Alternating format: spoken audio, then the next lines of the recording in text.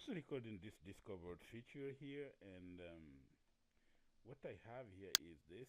I have this Excel spreadsheet. It's Office 2016, and I have a formula here. Like I am in cell C10, as you can see here, and the formula is A10 times B10. And when I come down here, I can look at C11. There is nothing, no formula. Now I'm coming back to the left here. I'm just entering values.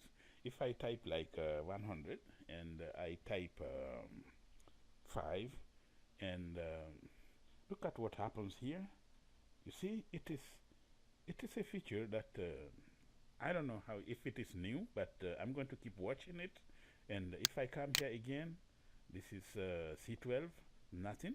And if I come here and I enter like 500 and I type 6, and if I hit enter, you can see here it says 3000.